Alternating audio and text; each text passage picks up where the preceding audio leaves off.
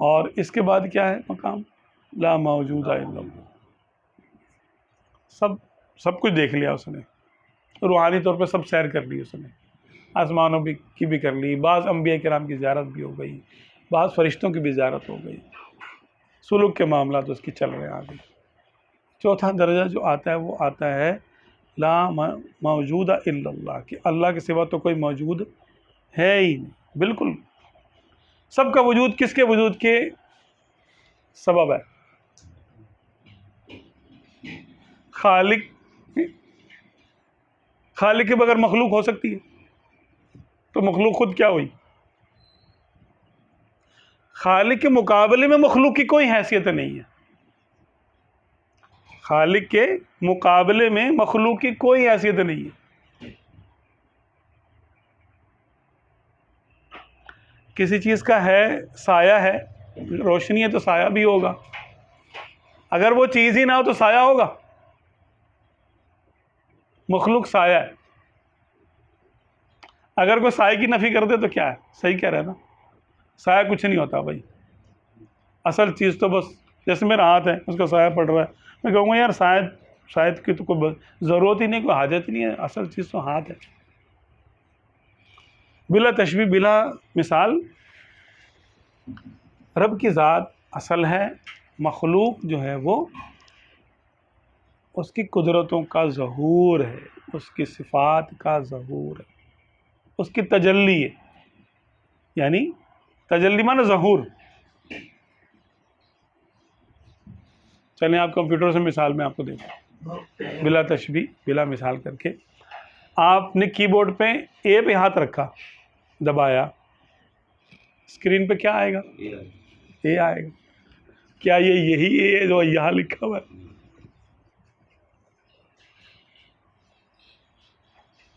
یہ اے تو وہاں نہیں گیا نا، شفٹ تو نہیں ہو گیا. تو وہ کیا ہے؟ نظر آ رہا تھا وہ کیا چیز ہے؟ وہ اس اے کے دبانے کی تجلی ہے، اس کا ظہور ہے، وہاں ہو رہا ہے یہاں پر ظاہر، وہاں ہو رہا ہے. بلا تشبیہ اللہ تبارک و تعالیٰ کے یہاں سے جو حکم صادر ہوتا ہے وہ دنیا میں ظاہر ہو جاتا ہے. بارش ہوگی اور بارش ہو کے جاتی ہے. فلاں شخص پیدا ہوگا، پیدا ہو جاتا ہے. فلاں شخص مرے گا، مر جاتا ہے. کائنات کا ذرہ ذرہ اس کے امر سے چل رہا ہے نا، حکم سے چل رہا ہے نا. خود سے کوئی کچھ ہے؟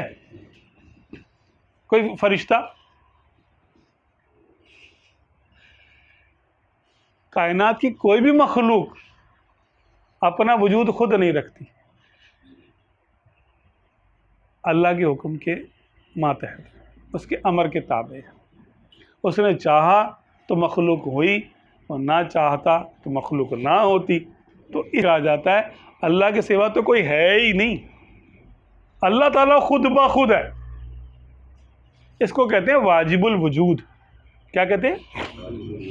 واجب الوجود، کہ اللہ تبارک و تعالیٰ خود سے ہے اور ہمیشہ سے ہے اور ہمیشہ رہے گا.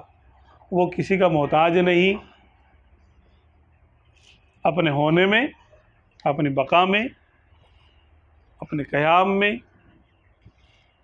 اپنے امر میں، اپنی صفات میں، اپنی ذات میں کسی کا محتاج ہے. تو جب وہ کسی کا محتاج ہی نہیں اور سارے اسی کے محتاج ہے تو اصل کون ہوا؟ اصل وہی ہوا. ہاں، ہم یہاں پر بھی بہت ساری چیزیں دیکھتے ہیں کہ یار بھائی یہ کام حکومت نے کروایا ہے، جی اس کے پیچھے حکومت ہے، ہاں نا. یہ بات مہنگائی کون کر رہا ہے؟ بھائی فلاں کر رہا ہے، فلاں کر رہا ہے، یوں کر رہا ہے، یوں کر رہا ہے، سارے. پھر کہتے ہیں یار حکومت بھی کچھ نہیں کر رہی یار، امریکہ ہے سب کے پیچھے. اب تو کہتے ہیں یار امریکہ بھی خود کچھ نہیں کر رہا یار، اسرائیل ہے اس کے پیچھے. پھر کہتے ہیں اسرائیل بھی کچھ نہیں کر رہا یار، اس کے پیچھے تو یہودی شیطان ہے. اب شیطان پھر وہی آ گیا. شیطان کو طاقت کس نے دی؟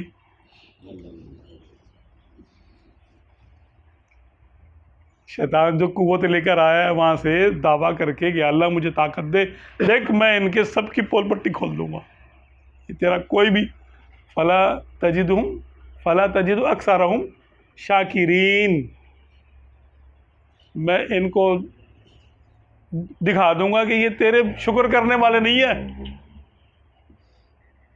اس نے تو دعویٰ کیا تھا، تو ان میں سے اکثر کو شکر کرنے والا نہیں پایا جائے گا، جنا پائے گا، ان میں سے اکثر کو شکر کرنے والا نہیں پائے گا، اس نے دعویٰ کیا تھا رب کی بارگاہ میں کھڑے ہو کر۔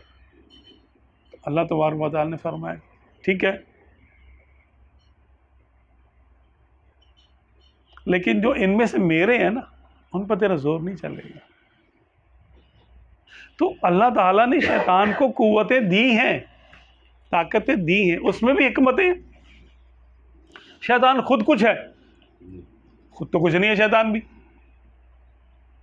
تو پھر جب شیطان کچھ نہیں ہے تو اسرائیل بھی کچھ نہ ہوا خود سے، امریکہ بھی کچھ نہ ہوا خود سے، حکومت بھی کچھ نہ ہوئی خود سے، اور جو حکومتی نظام ہے یہ بھی کچھ نہ ہوا خود سے۔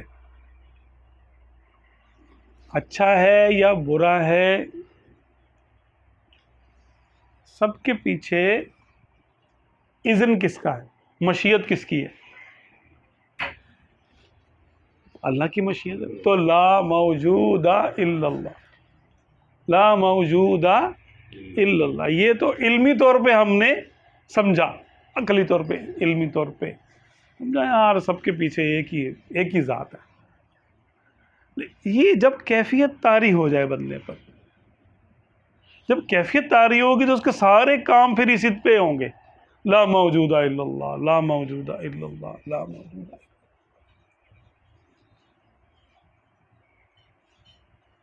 یہی کلمہ ہے لا الہ الا اللہ، لا الہ الا اللہ، لا الہ الا اللہ۔ اس کے 4-5 معنی ہیں۔ پہلا معنی مسلمانوں کے لیے، عام لوگوں کے لیے، کہ اللہ کے سوا کوئی معبود نہیں۔ دوسرا تھوڑا گہرائی میں جا کر، جو معبود ہوتا ہے اسی کو تو خوش کرنا ہمارا مقصد ہوتا ہے، اور تو کسی کو خوش کرنا ہمارا مقصد نہیں ہے، لا مقصود الا اللہ۔ اور جو اس کا اور گہرائی میں جائیں تو لا مطلوب الا اللہ، کہ اللہ کے سوا تو ہمیں کچھ چاہیے ہی نہیں، لا مطلوب الا اللہ۔ پھر ہم دیکھتے اور گہرائی میں جاتے ہیں تو ہم دیکھتے ہیں کہ یہاں تو خدا کے سوا تو کچھ ہے ہی نہیں، میں بھی کچھ نہیں ہوں اپنی ذات سے،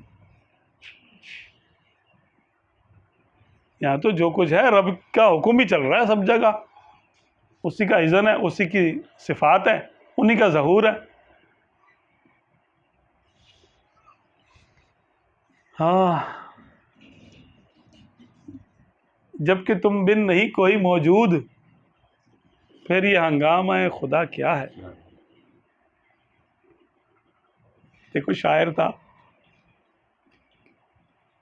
غالب کی بات ہے نا، یہ ہے نا، دل ناداں تجھے ہوا کیا ہے، آخر اس درد کی دوا کیا ہے، یہ وہی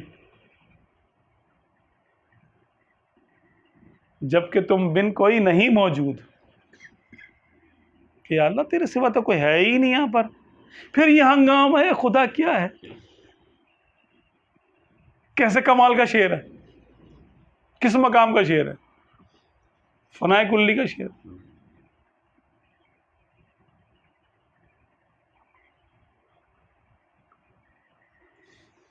تو شاعر تو کبھی کون سی بات کرتے ہیں اور کبھی کون سی بات کرتے ہیں، شاعر تو شاعر ہوتے ہیں نا، کچھ بھی کہہ دیتے ہیں، کوئی ٹھیک بیٹھتی ہے کوئی ایسی۔